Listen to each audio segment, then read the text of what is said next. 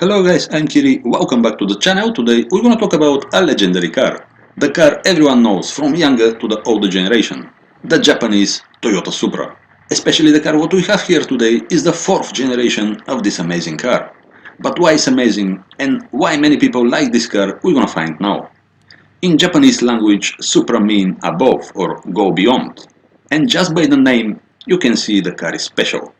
But before to go to the fourth generation model, let's check the history of this fantastic car.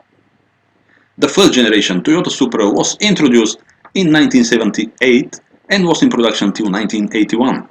But here, the first Supra was based on the existing model Toyota Celica, and just some changes makes the car different than the standard Toyota Celica. Actually, the full name of the car was Toyota Celica Supra. There were different engines on this car from 2-liter, 2.6 to 2.8 liter, but all 6-cylinder inline, with manual or automatic transmission. The original Toyota Celica was only with 4-cylinder engines, and this was the most noticeable change between the two cars. Also, of course, some changes on the front side of the car to accommodate the bigger engine. For the beginning, the original plan for this car was to be the real competitor to the very successful on that time Datsun Model Z Fairlady. Just I post video about this famous Datsun 2 months ago, so you can go and you can check on my channel. And then the second generation is came in 1981 and was in production to the end of 1985. The engines here are again 6-cylinder inline, and this is gonna become a just configuration for the all Toyota Supra models, 6-cylinder inline. This second generation Supra again was based on the Toyota Celica 2 model, but here the changes were much more visible than the first generation, as well much more choices of engine. But then it came the third generation of Toyota Supra in 1986 and was in production to 1993. This time, this model was specially developed Toyota Supra model and was not based anymore on Toyota Celica. Toyota Celica became a front-wheel drive, but Supra still a rear-wheel drive proper driver's car. Again, big choices of engines, more powerful, and actually this model became very popular, especially in USA, because the base engine was 3-liter 6-cylinder inline and was very reliable.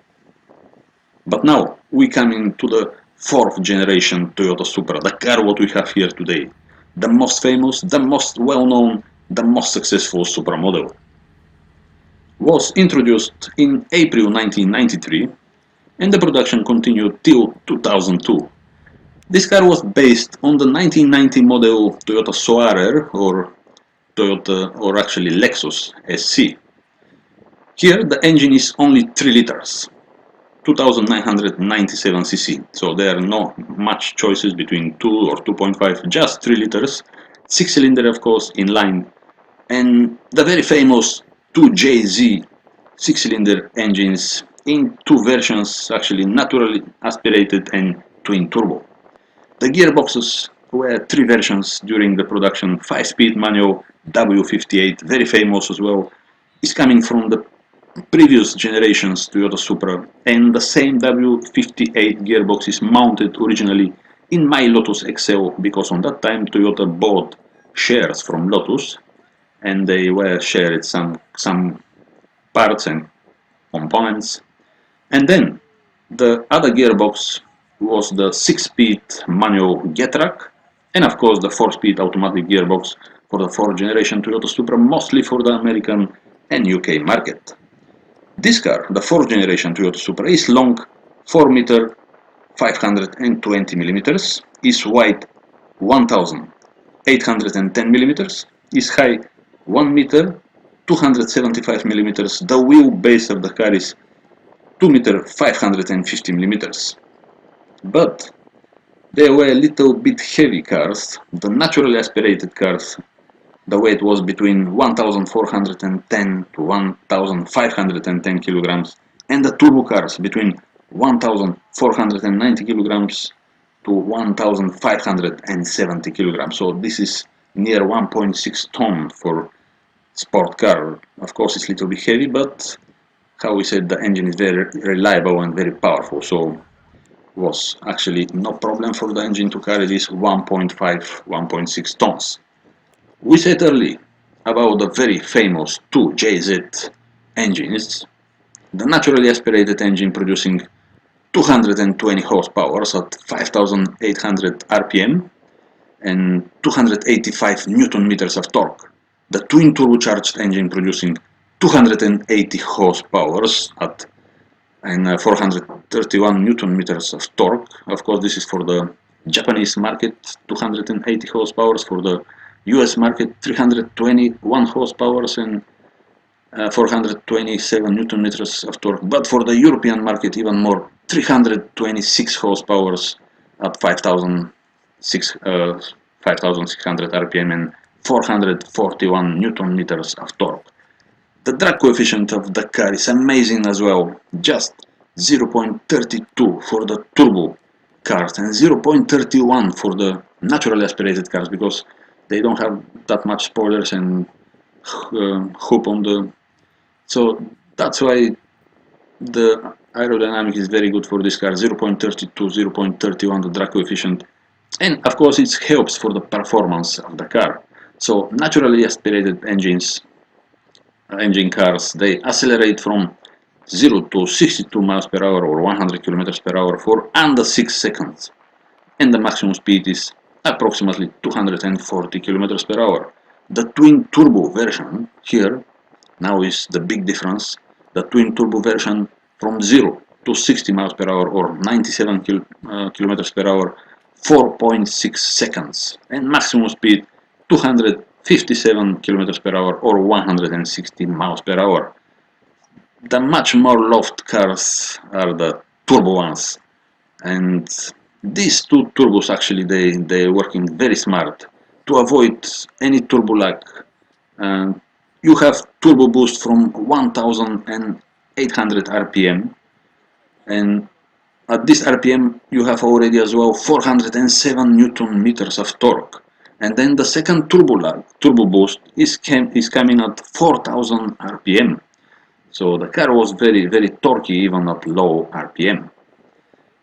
And you can see here the backside of the car is just amazing with this big spoiler and just one exhaust pipe. We can talk about little bit later about the single exhaust pipe. Why most of the Toyota Supra they have single exhaust pipes. And you can see here on the side the alloy wheels. They are very unique for Toyota Supra. All Toyota Supra they have the same style alloy wheels. The naturally aspirated cars they have 16-inch alloy wheels, but the turbo cars they have 17-inch. But the design for the 16 and 17-inch is the same.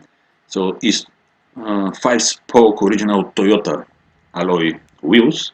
Of course, they are made from Toyota, not from some manufacturer. And of course the turbo cars they have 17-inch alloy wheels to accommodate the bigger brakes, because the turbo cars of course they are 100 horsepower more than the natural aspirated and they need big brakes. So of course the turbo cars they were with big brakes, and to accommodate the big brakes of course Toyota decided to enlarge the size of the alloy wheels to 17-inch.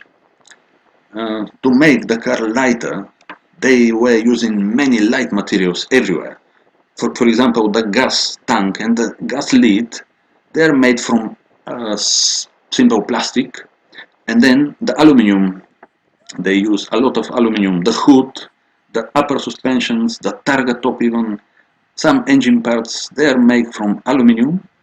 Magnesium as well, very strange in this car, the steering wheel, inside the steering wheel is made from magnesium, of course, to save the weight. And the rear spoiler, you can see here the rear spoiler, actually inside is empty, it's not full plastic, so it's gas injected rear spoiler, actually inside is full with gas to save weight of course. And notice I said before the single exhaust pipe, you can see here all the Toyota Supra they have single exhaust pipes, so this was also to save the weight. So that's why all the Toyota Supra Generation 4 are equipped with big but single exhaust pipe. The naturally aspirated cars they have better weight distributions 51 on the front, 49 on the rear, but the turbo cars, they have 53% on the front, 47 on the rear, so probably the naturally aspirated cars, they are better handling cars, but the turbo cars are more powerful. So guys, I hope you like the video about this fantastic Toyota Supra Generation 4. If you like, please subscribe my channel and see you next time guys. Bye!